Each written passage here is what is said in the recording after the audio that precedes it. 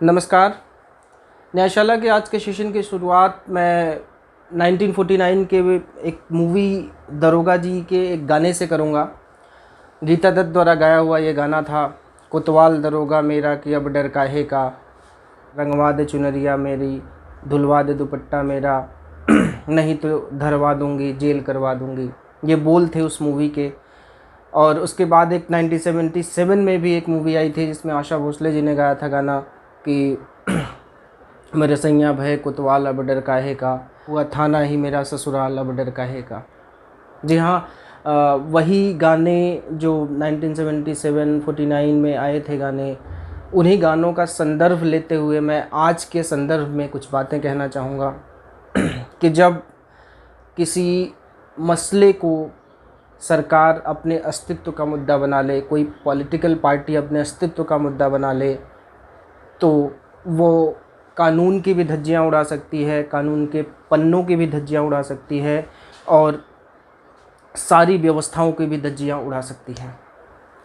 आज एक मामला चल रहा है पूरे देश में, एक राष्ट्रीय मुद्दा बना हुआ है। ऐसा लगता है मानो देश में केवल एक आत्महत्या हुई, या अगर लोगों की माने, सरकार की माने, तो वो हत्या हुई। सुशांत सिंह मर्डर की बात कर रहा हूँ।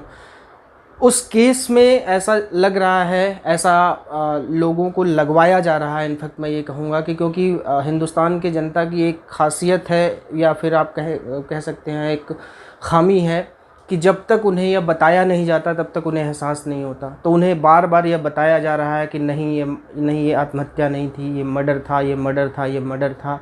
और बार बार ऐसा कह के लोगों को यह आभास कराया जा रहा है। और मुझे लगता है कि आज बहुत सारे लोग ये मानते हैं कि यह मर्डर है, या फिर बहुत बड़ा एक चक्रव्यूह था। जो भी था, मैं उस पर कमेंट नहीं कर रहा हूँ। मामला सब जुडिस है, वो आत्महत्या भी हो सकती है, मर्डर भी हो सकता है, लेकिन जो भी कार्यवाही हो वो कानून के तहत होनी चाहिए, क्योंकि कानून किसी के लिए अलग, किसी के लिए अलग नहीं हो सकता। अगर आप ऐसे एग्जाम्पल सेट करेंगे कि कानून किसी के लिए अलग, किसी के लिए अलग, तो आम लोगों का जो कानून पर भरोसा है, जो लोग कहते हैं कि आई सी यू इन द कोर्ट, वो शब्द, वो वाक्य उनके लिए एक धता हो जाएगा और वो उस वाक्य की, उस शब्दों की कोई वैल्यू नहीं रह जाएगी।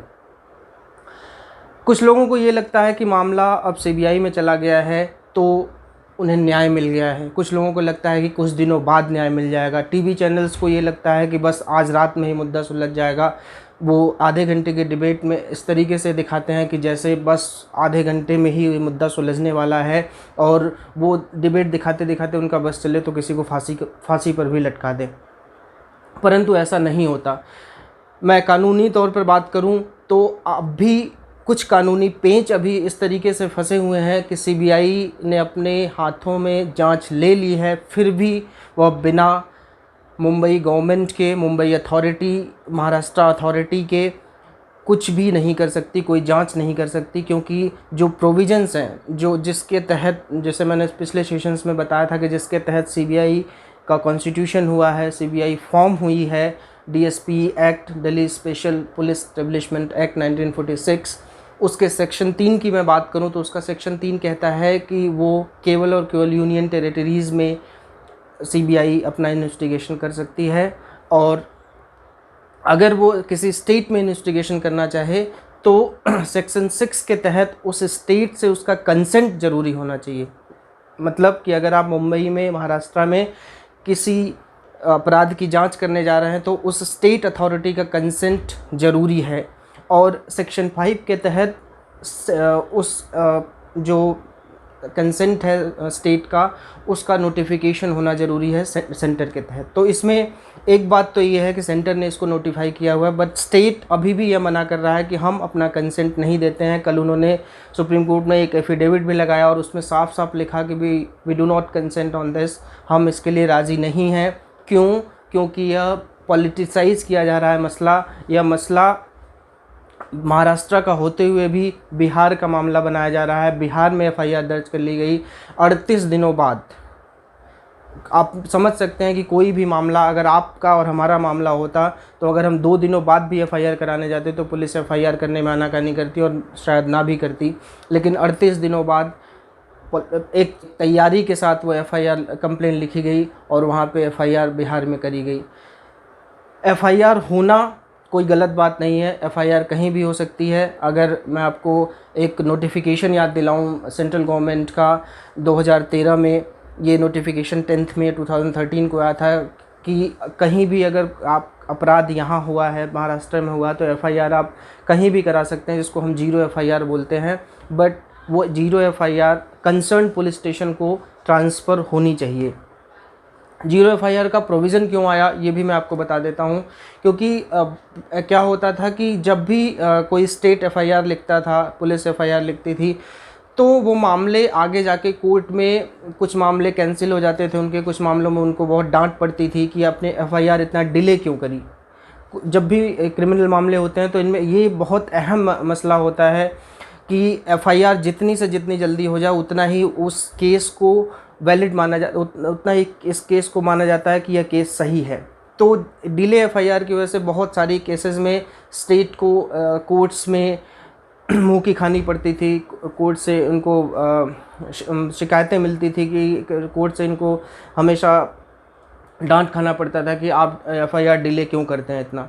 तो सेंटर ने एक नोटिफिकेशन जारी किया कि कहीं भी मसला होता है तो आप 0 एफआईआर दर्ज करिए और उसको ट्रांसफ़र कर दीजिए। तो इस केस में भी एफआईआर हो गई, अच्छी बात है। बट एफआईआर होते ही इनको महाराष्ट्र का जो लोकल पुलिस स्टेशन है वहाँ पे ट्रांसफ़र कर देना चाहिए और वहाँ की पुलिस, वहाँ की अथॉरिटी जब इसके लिए अनुशंसा करती कि हमें सीबीआई जांच करानी है, तभी वो सीबीआई जांच करानी चाहिए थी और वही एक प्रोसेस था। सीआरपीसी के भी कुछ प्रोसेस मैं आपको बता देता हूँ। मैंने पिछले सेशन में बताया था कि सीआरपीसी का जो 177 से लेकर 183 तक ये सारे प्रोविजंस आपको बताते हैं कि कहाँ पे ट्रायल होना चाहिए, कहाँ पे कौन से कोर्ट के तहत ट्रायल होना चाहिए और क्या इसके जुरिडिक्शन है। सीआरपीसी 177 कहता है कि the offence shall tried by a court within whose local jurisdiction it was committed. मतलब कि जिसके लोकल जुरिडिक्शन में यह मामला हुआ है, जहाँ पे जैसे उनकी हत्या हुई, आत्महत्या उन्होंने की, वहाँ पे ये मामला कोर्ट वहाँ का लोकल जुरिडिक्शन माना जाएगा और वहाँ की लोकल कोर्ट इसको वो मामला सुनेगी। आगे 178 से लेकर 183 में कुछ एक्सेप्शंस हैं इसमें, जैसे कुछ और मामले होते हैं, अगर कोई फिरौती का मामला होता है, अपहरण का मामला होता है, तो वहाँ पे कुछ जुरिडिक्शन में चेंजेस आते हैं। जैसे अपहरण आपका कहीं से हुआ और फिर अपहरण करके कहीं और ले गए, तो जहाँ से अपहरण हुआ वहाँ भी मामला चल सकता है, जहाँ अपहरण करके ले गए वहाँ भी मामला चल सकता है। बट नॉर्मल केसेस में जो 177 मैंने बताया सीआरपीसी का, वो वहीं पे मामला चलना चाहिए।